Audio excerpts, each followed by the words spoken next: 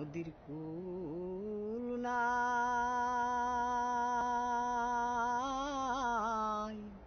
কিনার নাই রে আমি কোন কুল হতে কোন কুলে দাই River, that word has little sense when we use it in South Asia. The South Asian word comes from Sanskrit, which is Nodi. It means blood flow in your body, and it talks about three things. It talks about Atta, the soul, the Pran, the life, and Shakti, the power.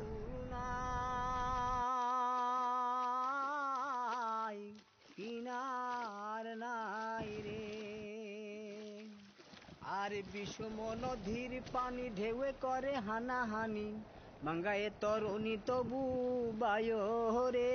Why the rivers in South Asia are named after gods and goddesses? Because these are gods and goddesses to South Asia, and that gives you a totally different meaning when in South Asia when you are looking at river, because then you know that you can't kill it, you can't block it, you have to treat it as life.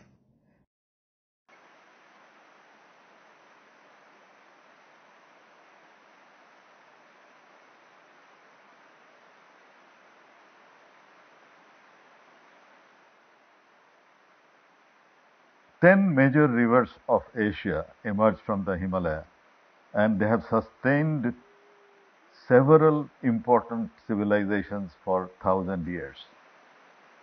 Being 8-kilometer tall, unconsolidated, young, geologically fragile mountain, the level of sediment generation is much higher.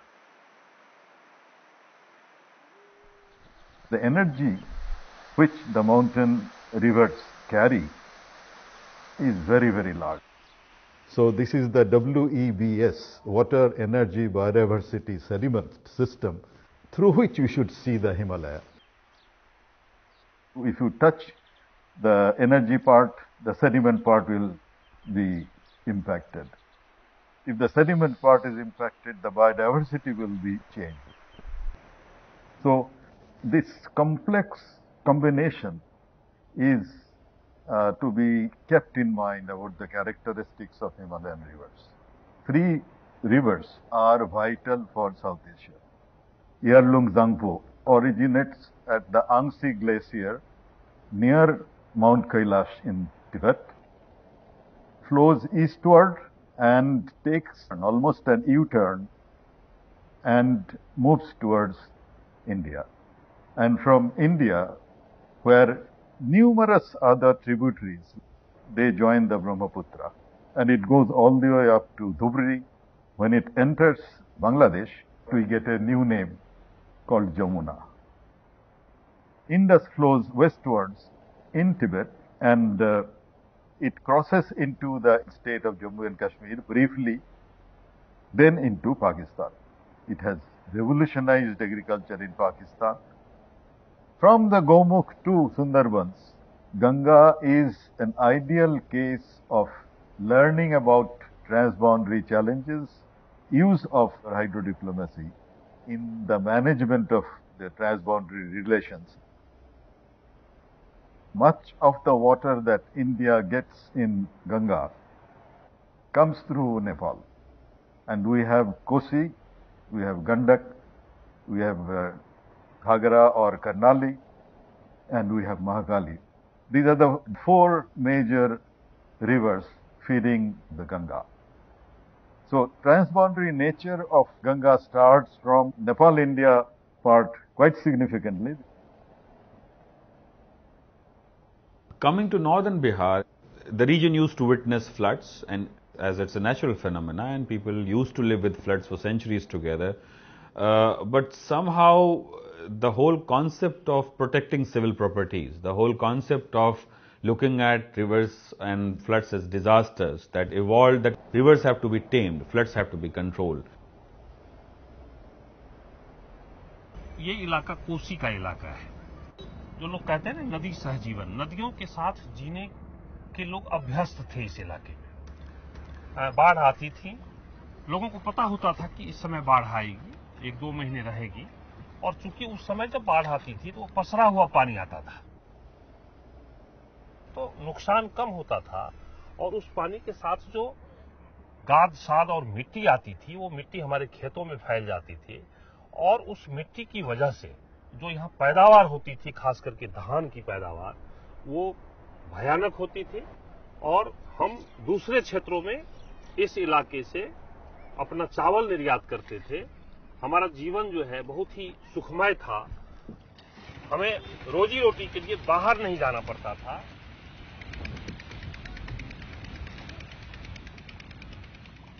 जो विकास का मंदिर खड़ा किया गया इस कोसी क्षेत्र में, जो दोनों ओर तटबंध बनाए गए, कोसी बराज बनाए गए, नहरें बनाई गई, और आज यही तटबंध, वही नहर, वही विद्युत परियोजना हमारी समस्या बन गई है। तो कैद कर दिया है कोसी को। नदी 14-15 किलोमीटर जिसका पेट था, उसको 1.5 किलोमीटर करने के लिए तटबंध पे तटबंध। अब इधर से ये तटबंध आ रही है, उधर से वो तटबंध है, बीच में फिर ये सड़क है। वर्षा का जल पानी कहां जाएगा?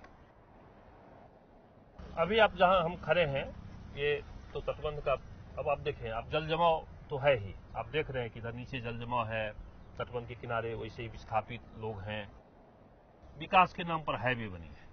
अब ये राजमार्ग तो बनी, कहीं उसमें जल निकासी का व्यवस्था नहीं किया गया है। और वर्षा का पानी डंप करने से और इस जल जमाव के कारण जो अंदर का जो पानी है वो खराब हो, दूषित हो गया है।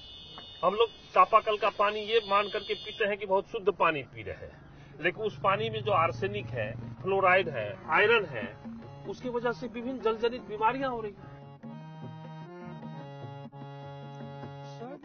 नगर मैया भीख मांगइए, नूर बाटइए, कि कोशी में घर हमर भैंस गेलइए।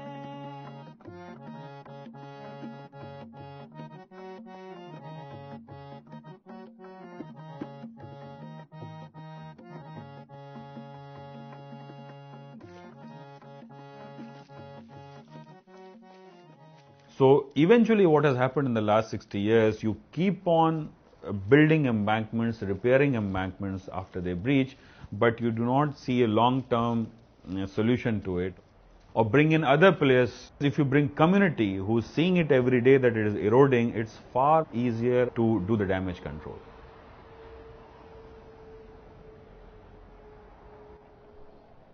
Panda used to come from the Someshwar Hills since ancient times. There are Tharu communities and other indigenous tribes living around it. Some 10 years back, people witnessed that the river, which is not actually a perennial river, it's a snow-fed river, the supply is diminishing. That Nepal-India mindset that, you know, the big country and the small country, and villages in Nepal do not easily are convinced to talk to villages in India. It took some years.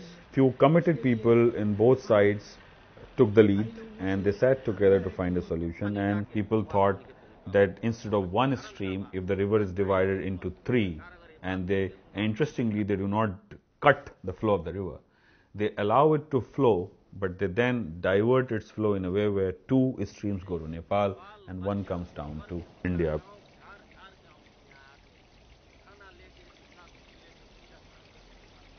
तो local लेभलमा के भयो भने चाहिँ हामीलाई पानी चाहियो भने ल सम्झौता गर्यो, लोकल लेभलमा सम्झौता गरेर हामीले चाहिँ कोही भारत सरकारले कोही माइन्ड्री पास गरेर कुनै नेपाल इन्डियन सरकारलाई दिनुपर्छ भनेर हामीले चाहिँ यहाँ ग्यारेन्टी लिएको छैन। तर यो लोकल लेभलमा भाइचारामा हामी पठाइरहेको छौं पानी भारतमा।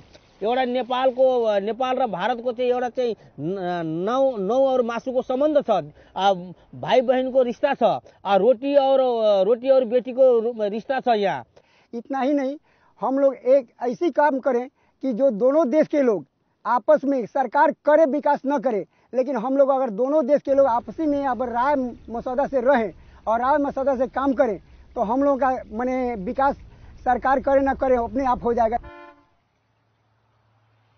The entire water governance is structured right from take top to bottom approach, either at the transboundary level or the state level. There is no space for communities anywhere to raise their voice. we have really not creatively utilized Panchayati Raj institutions. We have not really looked into whether these powers can be expanded to give communities control over rivers, because they are the actual conservators, managers of these systems.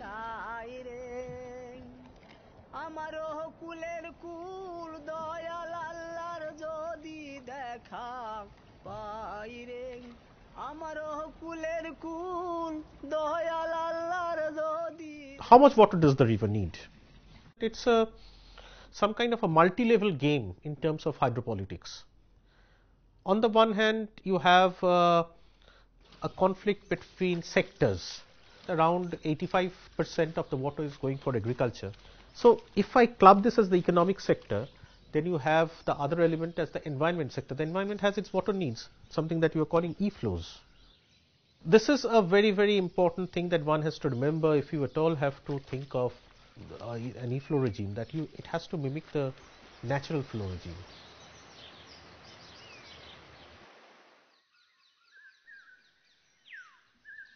If you look at the Sundarbans and the drying Sundarbans delta, there has been a stream flow depletion. There has been sedimentation across these channels. And let's see the other pressure point of the Sundarbans, sea level rise. When the freshwater flow has declined to the delta and the sea level is rising, naturally the saline water takes up the space of the freshwater. And we have found that almost 40% of the Sundarbans is lost.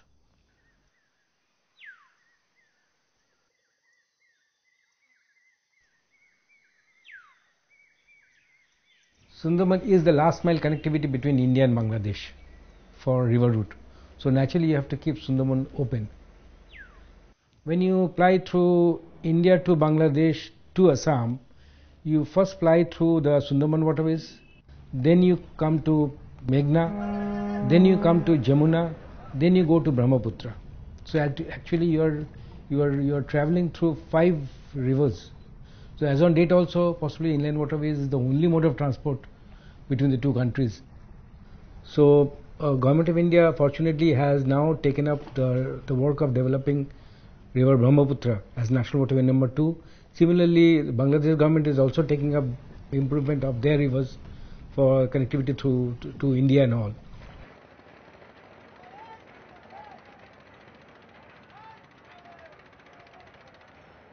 Everything in Bangladesh moves through river. If you travel to Bangladesh waters, you will find that compared to us, their movement through river is 100 times.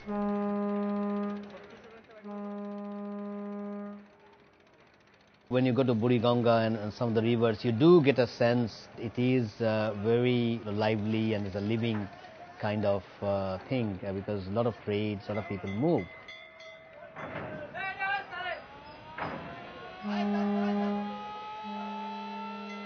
We have a saying in Bengali, Nodi Matrik Desh, and that tells you that it is a country which is Nodi centric.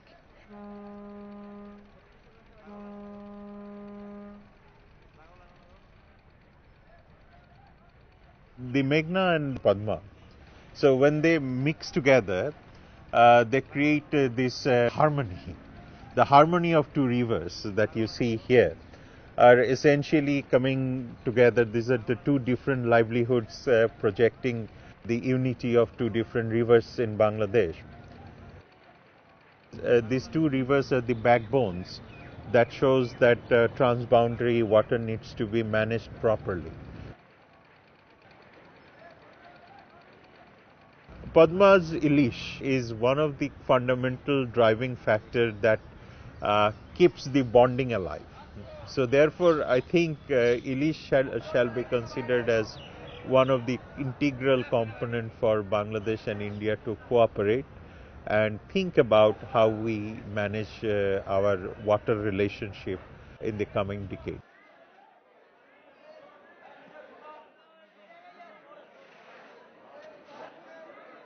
The bans, the different periods have happened in Bangladesh, and it's increased the production about 5 to 6 times.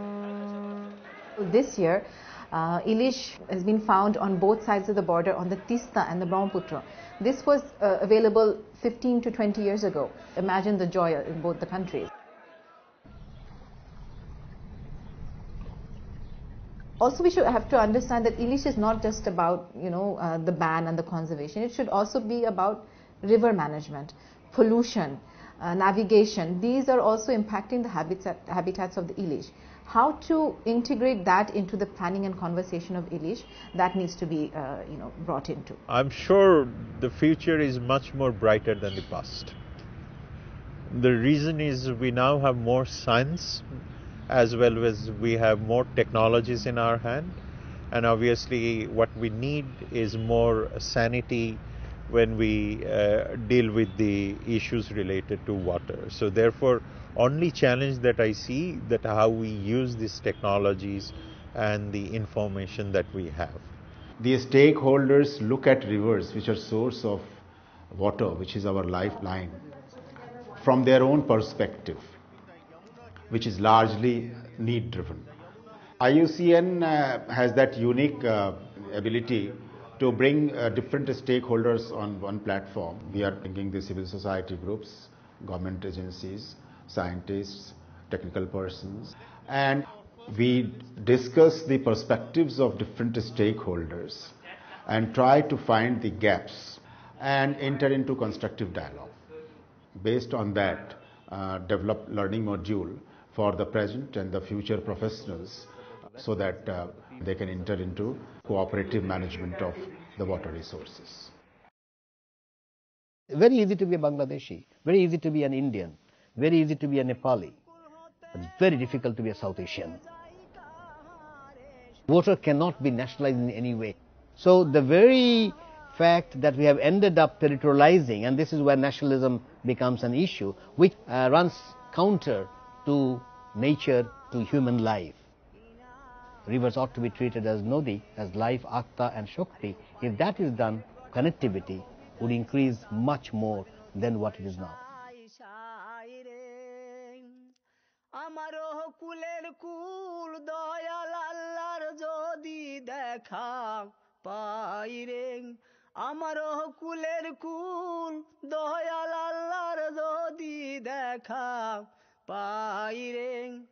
নদীর কুল নাই,